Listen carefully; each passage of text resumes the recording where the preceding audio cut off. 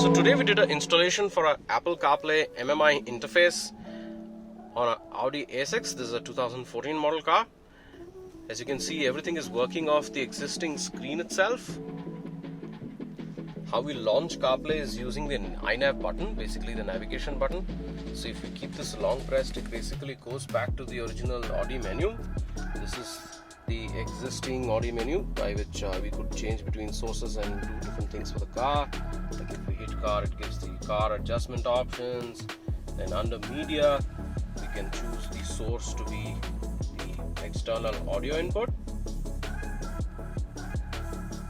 And then we can hear all sounds originating from the Apple iPhone.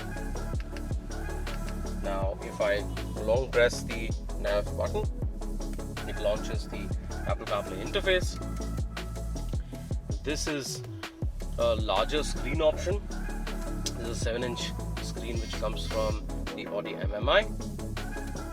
Now, since our Apple iPhone is already connected, we can just choose CarPlay, and right now it just displays Apple CarPlay on screen. Beautifully, neatly laid out icons and stuff. If we hit Audi MMI, it goes back to the previous menu. Hit CarPlay, it comes back here. We have a host of different things which we can do out here. Music playback, calls management, GPS navigation, all of that is possible. So we've also got a split screen option here. If I just select Spotify, we could play music there too. So let's try to select something to play. Alright.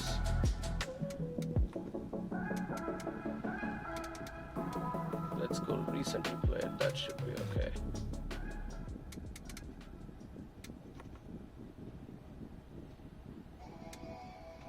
Excellent sound quality. It integrates beautifully with the existing setup. Steering controls continue to work as it is. You can mute the system, increase, decrease the volume. All of this is possible.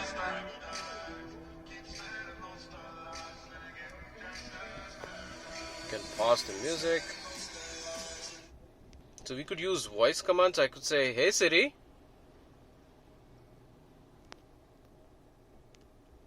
navigate to MG Road, please." Getting directions to NH75 Bengaluru. So without touching any of the buttons or the screen or anything, we have voice command based navigation which we just started. I could also say, "Hey Siri, play Spotify music." Now playing electronic in India on Spotify.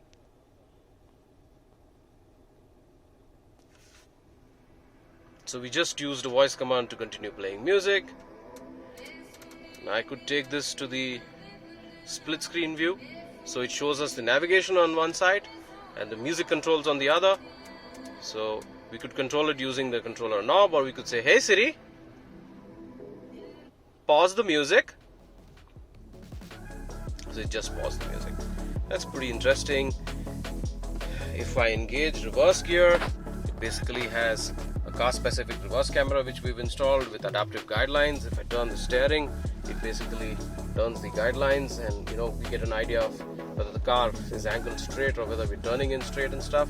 Very smooth performance, excellent HD clear video in the reverse camera. You can also see the edge, the bumper, so we can go very close parking. Ideal for our conditions. We've got Apple Maps here, we've got Google Maps too. So we could select Google Maps and then kind of pick up a destination from our recent searches and stuff. So I could just choose one of the destinations and just hit start, and that's it. We're good to go. Head west on First Main Road toward Cambridge Road, then use any lane to turn right onto Cambridge Road. Happy Home One store and restaurant may be closed by the time you arrive. So very neatly integrated system. Everything works off the existing command controller knob. It works with the standard Bluetooth. We've got an additional Bluetooth on the MMI too for CarPlay. We've got Android Auto. We've got reverse and front camera options. Need be, we can install even a 360 parking system to this. So all of that is possible.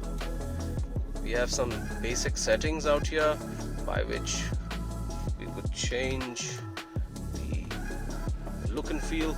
So I could change the appearance, I could change the wallpaper, basically the theme of how it looks. To match the brown dashboard out here, we could just choose something like this. So we can set the UI, so it gives it a more integrated look with the interior. If you like this system, get in touch with us directly if you want to learn more, or you could go to evoretrofits.in. I hope you have a nice day.